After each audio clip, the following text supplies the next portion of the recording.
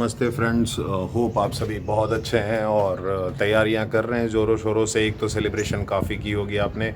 होली की advance wishes मेरे सारे व्यूअर्स को और यूट्यूब चैनल को, मेरे और मेरे परिवार की तरफ से।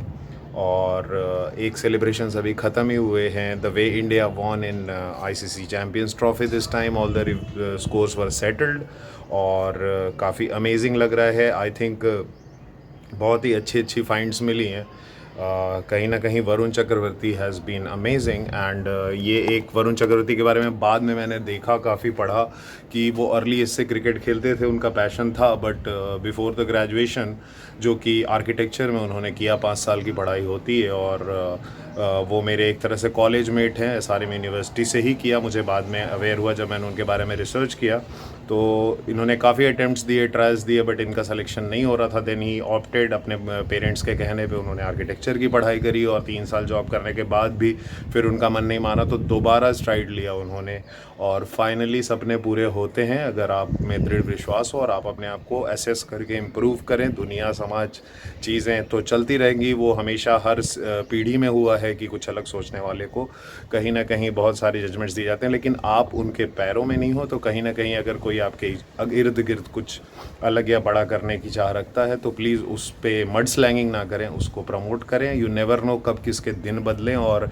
असली में किसका टाइम कब आए। इंसान यही कर सकता है, जिसे जो एस्पिरेंट है, कि काफ़ी स्ट्रांगली वो उस चीज़ को फॉलो करे और अपने विश्वास को डिगने नहीं दे कहीं से भी, मतलब इन सब चीज़ों से, एक्सटर्नल पैरामीटर से हिलने नहीं दे और अपने स्किल्स को और अपने पैशन को इम्प्रूव करे, उस पर काम करे। तो इंडिया को देख करके काफ़ी अच्छा लग रहा है। दिस टाइम इंडियन टीम में ना कि सीनियर्स और 1-2 प्लेयर्स की डिपेंडेंसी है, but the way the entire lineup has been after coming off Varun Chakravarthy, हर कोई कंट्रीब्यूट कर रहा है। जब अगर कोई बड़े कंधे किसी वजह से किसी मैच में नहीं चल पा रहे हैं तो हर कोई कंट्रीब्यूट कर रहा है और we cheers for India, always win. And I think इस तरह का स्टाइल अगर इंडियन टीम कंटिन्यू करती है और इस तरह का कॉम्बिनेशन रहता है तो बहुत जल्दी वर्ल्ड क्रिकेट में हमारे पास जो नंबर ऑफ विंस या ट्रॉफीज़ रहेंगी, जो मेजर ट्रॉफीज़ होती हैं, हम ऑस्ट्रेलिया को बहुत जल्दी पीछे छोड़ देंगे। Keeping my fingers crossed for this. तो टॉकिंग अबाउट ब्लॉग्स गाइज, हम एक्सप्लोर कर रहे हैं हुसैनाबाद पूरा हेरिटेज वॉक, जिसमें हम ऑलरेडी आपको बड़ा इमाम बाड़ा से अवगत करा चुके हैं और हम अब बड़ा इमाम बाड़ा के बाद रूमी दरवाज़ा, जहाँ दोनों जगह भी रेनोवेशन का काम रूमी दरवाज़ा पे स्पेशली चल रहा था, और उसके बाद हम आगे बढ़े तो हमें एक बहुत ही, मतलब एक्सीडेंटली एक ऐसी चीज़ हुई कि गणपति विसर्जन का टाइम था और हमें वहाँ काफ़ी लोकल पब्लिक मिली कि एक पूरे जो ये पूरा स्ट्रेच है छोटे इमाम बाड़ा से बड़े इमाम बाड़ा में, जो पूरा की मुस्लिम फ्रेटर्निटी का इलाका है, वहाँ पे ही एक घाट है कुरिया घाट करके। तो वहाँ पे हम आगे वाले ब्लॉग्स में चलेंगे इसको कवर करने। तो कुरिया घाट बिल्कुल रूमी दरवाज़ा और हुसैनाबाद क्लॉक टावर के बीच में, वहाँ पे गणपति विसर्जन के लिए एक भक्तों की पूरी बारात जा रही थी और काफ़ी अच्छा लगा। आप लोगों को भी एक, कहीं ना कहीं मुझे लकी था कि एक ग्लिम्स मिल गया गंगा जमनी तहजीब लखनऊ का आपको शोकेस करने का, कि आज भी किस तरह से प्रॉस्पर कर रही है। And this happens only in our India. Coming to the vlog, मैंने आपको हम लोग पहुंचने वाले थे रूमी दरवाज़ा से हुसैनाबाद क्लॉक टावर पे, और हुसैनाबाद क्लॉक टावर एक्चुअली में इंडिया का सबसे टॉलेस्ट क्लॉक टावर है आज की डेट तक हिस्ट्री में। और this was constructed by the descendants of Nawab Asaf ud-Daula in 1881 just at the meagre cost of 1.75 lakh, जो कि उस वक्त बहुत हुआ करता होगा। And this was basically constructed taking inspiration from Victorian Gothic style and specially keeping in mind the big Ben of London, और R.R. Ben इसके चीफ आर्किटेक्ट थे।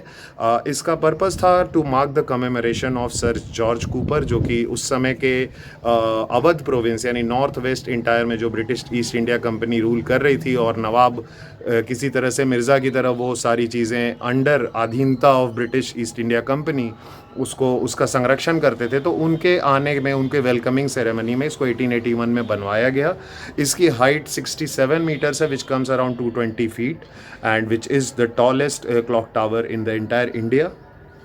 तो इसी चीज़ में जब मैं वहाँ पे और इन्फॉर्मेशन खोज रहा था कि वहाँ पॉन्ड बना और वो बना, तो मुझे लकीली एक मेरे जैसे ही, मतलब हम उम्र एक भाई मिल गए, और वो basically he was also from the same community, Muslim community, and fortunately वो उसी फैमिली से बिलोंग करते हैं जो पुश्तों से ये सारे जो ओल्ड हेरिटेज हैं बड़ा इमाम बाड़ा, और अभी भी जो रीडेवलपमेंट और कंस्ट्रक्शन का काम चल रहा था, उनके बड़े चाचा ही उसको हैंडल करते हैं। तो उनसे बहुत अच्छी इंसाइट मिली और बहुत अच्छा लगा ऐसा देख करके कि यूथ केवल हेरिटेज साइट्स और अच्छे अच्छे मॉन्यूमेंट्स को एक टिकटॉक या वो एक फैशन और ग्लैमर शूट्स के लिए नहीं यूज़ कर रहा है। कुछ यूथ हमारे जैसे ऐसे भी हैं जो उसकी वैल्यू को और उसकी हिस्ट्री को भी जानते हैं और फैलाना चाह रहे हैं। तो उनका पेज का वो उनका भी एक पेज है इंस्टाग्राम पे जो हमें अवेयर करेंगे इस व्लॉग में मोर अबाउट द हिस्ट्री, जैसा कि मैंने अपने रिसर्च पे आपको बताया। और उनके तरफ से एक्चुअली में जो वाक़यात है, जो कि उनकी फैमिली रिलेटेड है और वो उस हेरिटेज को कब से संभाल रहे हैं धरोहर को, तो उन्होंने भी अपना पूरा विश्लेषण दिया इस चीज़ पे। तो इस व्लॉग में हम उनसे भी कुछ बातचीत करेंगे। अगर उनके पेज की लिंक मैं ऑलरेडी व्लॉग में बोल चुका हूँ तो उसको भी फॉलो कीजिए। It's a very good page Instagram पे जो कि talks about the heritage sites and destination incredible, ऐसे कुछ करके इंडियन पेज है, तो आप व्लॉग में देख लोगे। मैं यहाँ पे भी कोशिश करूँगा डिस्क्रिप्शन में लिंक खोज करके डालने की, तो उसको भी फॉलो करिए और व्लॉग्स को एंजॉय करिए guys. And it's a sincere request, please अगर आपको मेरा कंटेंट कुछ अलग genuine raw and original and infotaining लग रहा है, गैस लाइटिंग मतलब कि ये नहीं कि हवाबाजी नहीं है कि मैं थंबनेल में कुछ और दिखा रहा हूँ और अंदर कुछ और दिखा रहा हूँ या झूठी खबरें फैला रहा हूँ, तो प्लीज़ अपना प्यार स्नेह सपोर्ट मुझ पे बनाइए ताकि ऐसे कंटेंट क्रिएटर्स या इन्फ्लुएंसर्स को लाइफ मिले। और ये जो एक पैटर्न चल गया था इनिशियल इंटरनेट रिवॉल्यूशन के बाद कि कोई भी आकर के कुछ भी बना करके और व्यूज़ और ये पा रहा था, जिसके लिए अब इवन गवर्नमेंट भी कुछ लॉज लाने वाली है। यूट्यूब क्रिएटर्स कम्युनिटी भी एडवाइस कर रही है कि इस तरह के वेग और चीप पब्लिसिटी और अट्रैक्ट करने के लिए जो झूठ बोलने वाले ब्लॉगर्स हैं या इन्फ्लुएंसर्स हैं, उन लोग के लिए कम्युनिटी गाइडलाइंस भी बन रहे हैं और उनको कम प्रमोट किया जा रहा है। तो आप भी एज अ सब्सक्राइबर अपना वीटो पावर यूज़ कीजिए और please do likes share and subscribe such influencers such bloggers. YouTube पे आपको फालतू और गलत इन्फॉर्म करके जो इन्फ्लुएंस करते हैं और सनसनीखेज चीज़ें बना करके, उनसे थोड़ा सा अवेयर रहिए और अच्छी चीज़ों को, अच्छे कंटेंट को प्रमोट कीजिए। तो लव यू गाइज, होपफुली आपको मेरी ये क्लियर इंटेंशन समझ में आई होगी और इसकी वैल्यू लॉन्ग टर्म में हम समझेंगे after that case that recently happened at समय राणा एंड रणवीर अलाहाबादियाज। दैट पूरा जो उन्होंने मतलब it was something which can not be discussed much. तो चलिए जुड़ते हैं। आज के ब्लॉग में हम एक्सप्लोर करेंगे हुसैनाबाद क्लॉक टावर और इनसे भी मिलेंगे जो मेरे जैसे एक यूथ हैं। ये आपको अवेयर करेंगे about the history and the story of all these Imambaras and the Awadhi nawabs and the construction of all these places. So stay tuned, love you all and enjoy your Holi. This is your host and dost Puneet. Please enjoy the vlog. Ganpati Bappa Morya, Mangal Murti Morya.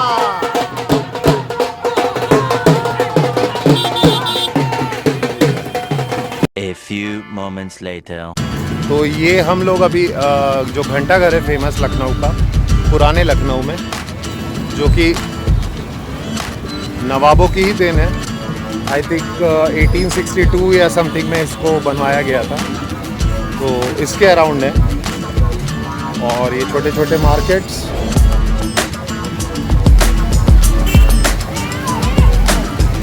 और जो भी adventure यहाँ पे cell करते हैं लोग, car rides.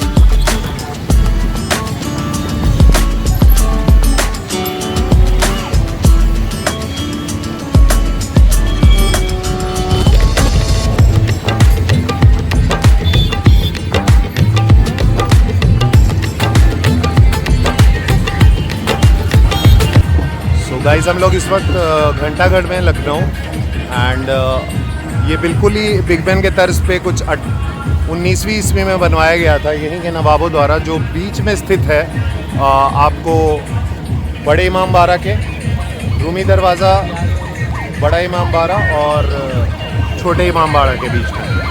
और चूँकि आप पीछे बैकग्राउंड में न्यूज़ सुन रहे हैं, ये गणपति विसर्जन की म्यूज़िक्स है सारी, तो वो म्यूज़िक आ रही है। You can see a good mix of Ganga Jamuni सभ्यता in the modern Lucknow as well। और ये बिल्कुल ही क्लॉक टावर और ये जो रूमी दरवाज़ा आपको डिस्टेंस में दिख रहा है, इसके बीच में एक मेट्रो स्टेशन आ रहा है बड़ा सा। तो प्लीज़ स्टे ट्यून्ड गाइस, ये बहुत ही बड़ा कैंपस है घंटाघर का और ऑल अराउंड हिस्ट्री के बारे में भी कुछ एक्सप्लोर करेंगे और कैंपस के अराउंड।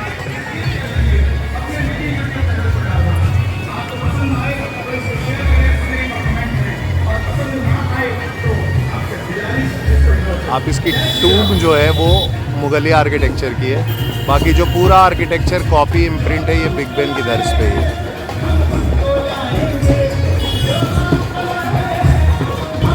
तो ये बिल्कुल ही जो ये आपको घंटा घर है उसके ही बिसाइड्स ये एक तालाब, काफ़ी बड़ा तालाब है। और ये आई थिंक पूरी जो व्यवस्था है ये नवाबों ने अपने अनुसार बनवाई थी कि they will come to the तालाब, छोटा इमामबाड़ा, बड़ा इमामबाड़ा, और ये समय का भी उनको डायरेक्टली यहाँ पे एस्टिमेशन हो जाएगा। They will start the day और एंड द डे अपनी जो भी ये है, मतलब जो भी आप अपने पूजा या जो भी आपकी व्यवस्था है उसमें आप अगर आप नमाज़ पढ़ते हो या इबादत करते हो तो वो अकॉर्डिंगली सीरीज़ में सब प्लान करके इस तालाब में नहाते होंगे। समय के अकॉर्डिंगली आइडिया रहता होगा। और बड़ा इमामबाड़ा बिल्कुल आपके पीछे साइड इस क्लॉक टावर के, छोटा इमामबाड़ा इस तरफ, और बीच में कहाँ पे है तो ये आपको छोटा इमामबाड़ा, उसके बाद ये आपका तालाब नवाबों द्वारा बनवाया गया, और फिर बिल्कुल राइट साइड में ये घंटा घर, और घंटा घर से बिल्कुल राइट आप इस रोड पे कंटिन्यू करोगे तो आपको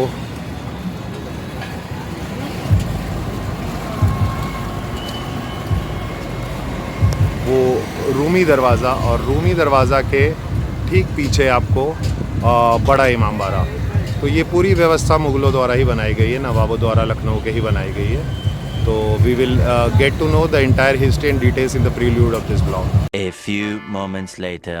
हम लोग इस तालाब के पास हैं इस वक्त, घंटा घर के बिल्कुल बगल में, और हमारे साथ एक हमारे ब्रदर हैं जो इसके बारे में हमें से, actually younger generation is least aware, और यहाँ पे उतनी इन्फॉर्मेशन भी नहीं है। They just travel as a site कि यहाँ पे हम टाइम पास कर सकते हैं, फ़ोटोग्राफी कर सकते हैं, ये आज के डेट में हो रहा है। तो हमारे साथ हैं ब्रदर मोहम्मद अबू तालिब भाई, और वो हमें बताएंगे थोड़ा सा इस तालाब के बारे में, और जितना भी ये प्रॉम्प्टली जानते हैं इस कनेक्शन के बीच में कि उस तरफ रूमी दरवाज़ा वो जो कि अंडर मेंटेनेंस है अभी, बड़ा इमामबाड़ा, छोटा इमामबाड़ा, क्लॉक टावर और ये तालाब। ठीक है, तो आई स्टार्ट विद नवाब जी। तो नवाबी ने अवध बेसिकली दिल्ली सल्तनत से लखनऊ आए थे और उन्होंने अपनी कैपिटल को फैज़ाबाद बनाया था जी। फैज़ाबाद को अवध कहा जाता था। ये पूरा अवध प्रोविंस था। तो this was from the Mughal dynasty only.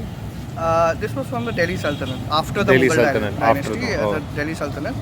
Okay. So they branched out and they came here in Faizabad. They camped in Faizabad, and they were basically Shia Muslims. Shia Muslims. Yeah, Shia Muslims. So they had the love of Imam Hussain, the grandson of Prophet Muhammad.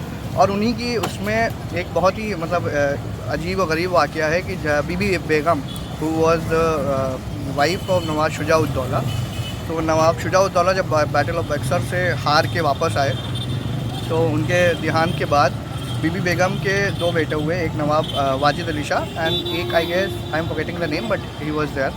तो Nawab Wajid Ali Shah was very young जब उनको नवाबी मिली।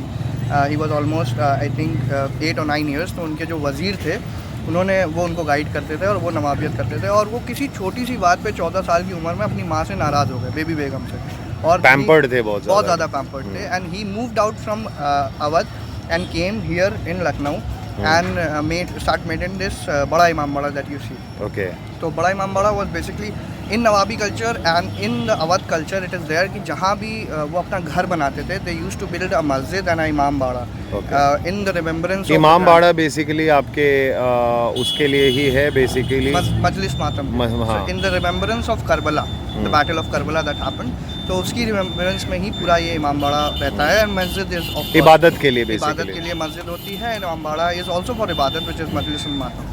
सो they both have separate entries as you have but particular significance इमामबाड़ा का उस battle को लेकर के ही है। नहीं, उस बैटल से इमामबाड़ा का कोई मतलब, हाँ, बैटल ऑफ करबला, करबला, या बैटल ऑफ करबला से ही इमामबाड़ा का सिग्निफिकेंस है, बिकॉज वी मोर्न इमाम हुसैन कि उनको जिस तरीके से शहीद किया गया। So we perform the mourning ceremonies there in the Imambara. तो वहाँ पे इमामबाड़ा उन्होंने बनवाना शुरू किया, और उसी दौर में लखनऊ में एक फेमाइन आ गई थी, एक बहुत भुखमरी का दौर था। तो नवाब वाजिद अली शाह ने अपने अवाम के लिए रोज़गार के लिए उन्होंने ये किया कि वो रात को दिन को इमाम बाड़ा बनवाते थे, उसको पैसे देते थे, विच इज़ मेड ऑफ माश की दाल, गुड़ एंड यूनिक मिक्सचर जो आप अभी यहाँ पे भी वॉल्स पे टच करोगे, so they have painted it but the paint doesn't last because ये ऐसे मिक्सचर से बना है। मैंने देखा क्योंकि मैं करीब 5 साल पहले आया था, 2009-10 काफ़ी 10-12 साल पहले, तो उस समय दीवारें पुरानी थी और इधर मैंने ये चेंज नोटिस किया कि पेंट हुई है बट फिर भी ये नए पेंटिंग के बाद भी उस पर लास्ट नहीं कर रही, ये चीज़ जो आप बता रहे हैं भाई। पेंट की जगह पे इन्होंने ऑलमोस्ट पूरा इन्होंने जो बारीकी माइक्रो मैक्रो जो डिटेलिंग थी वो स्पॉइल कर दी ऑलमोस्ट पेंट के करने के। भाई रिस्टोर होगा तो कुछ ना कुछ तो लॉस होगा ही ऑफ कोर्स। तो मैं था नवाब वाजिद अली शाह पे, तो नवाब वाजिद अली शाह ने इमाम बाड़ा बनवाया और दिन को इमाम बाड़ा बनता था जो उसके पैसे देते थे, और रात को वो इमाम बाड़ा गिरवाते थे जिसके वो पैसे देते थे। तो दिस वॉज जो कहते हैं ना नवाब, लखनऊ की नवाबी, वो ये नवाबी का एक दर्शाते थे कि वो इमाम बाड़ा बनवाते। So it took almost I guess 20 years और इमाम बाड़ा कंप्लीट हुआ। और उसके साथ उन्होंने एक आई गेस इटालियन आर्किटेक्ट्स थे, पर्शियन आर्किटेक्ट, सारे पर्शियन आर्किटेक्ट्स हैं यहाँ। इमाम बाड़ा has 120 feet roof without any pillars, so it is based on ventilation, जो एयर वेंटिलेशन है उसके बेस पे पूरा वो रूफ खड़ा हुआ है। सो वो पर्शियन आर्किटेक्ट्स है जो भूल भुलैया बनाई, which it was a mixture of Italian and Persian architectures. तो वो जो आर्किटेक्ट उन्होंने इटली और पर्शिया से बुलाए और भी कई स्टेट से थे, उन्होंने वो भूल भुलैया बनाई which is very famous here, and Baoli and Imambara and all these monuments. After the demise of Wajid Ali Shah, Nawab Mohammad Ali Shah came in picture और उन्होंने ये बिग बेन जो लंदन का था उसको दर्शाते हुए ये क्लॉक टावर बनवाया which was visible from entire Lucknow at that time because this is a place जहाँ पे लखनऊ की सबसे ऊंची जगह है ये जगह। तो उन्होंने ये क्लॉक टावर बनवाया और बिग बेन की ही कॉपी पे पूरा ये सोने की चिड़िया जो लखनऊ बोला जाता था, बिकॉज वो जो चिड़िया लगी है उसके ऊपर वो सोने की हुआ करती थी। वो जो आप चिड़िया देख रहे हैं, everything which you see today is of tamba was of sona, gold, everything was of gold when the British। इसमें जो बिग बेन के तर्ज पे इन्होंने डिज़ाइन लिया, नीचे का तो डिज़ाइन पूरा बिग बेन का ही इंस्पिरेशन है, लेकिन जो ऊपर में जो टॉम्ब है ये पर्शियन आर्किटेक्चर का पार्ट है। ओके, तो ये इन्होंने पूरा बिग बेन के और पर्शियन मिला के बनाया क्योंकि नवाबी टच देना था उसको। उसके बाद उसी के साथ साथ इन्होंने ये तालाब बनवाया एंड लकीली माय ताऊ जी वाज the contractor here जिन्होंने रिस्टोरेशन किया, so we know a little bit more details। Not a little bit भाई, पहले तो ये मैं हम लोग ऑलमोस्ट सिमिलर थोड़े बहुत एज ग्रुप के हैं और मिलेनियल्स नहीं हैं प्रोबेबली, तो ये आज के डेट में बहुत खोती सी चीज़ जा रही है। लोग मज़े कर रहे हैं, मस्ती कर रहे हैं, ये भी हमारे थोड़ी अगल बगल एज ग्रुप के हैं, लेकिन nobody is bothered to retain the history or at least have a little bit of index। तो मुझे एक बहुत ही लखनऊ से जो मेरी उम्मीद थी वो आपने पूरी उतारी है कहीं ना कहीं। नहीं, वो होता है ना कि घर की मुर्गी दाल बराबर। So you go to anywhere, I ये भी चीज़ है, ये भी चीज़ है। I saw the same response from people there, but there are people, I run myself a page called Explore Lucknow, so I am trying to educate people about Lucknow, the heritage, my local people about Lucknow, so I know a little bit more and I am very curious, very interested in this। So maybe we can share these content as a collab thing and all that। And thank you so much, so nice of you। I was completely clueless कि यहाँ पे मैं कहाँ खोजूँ and all, और ऊपर वाले ने कहीं ना कहीं आपसे मिलवा दिया।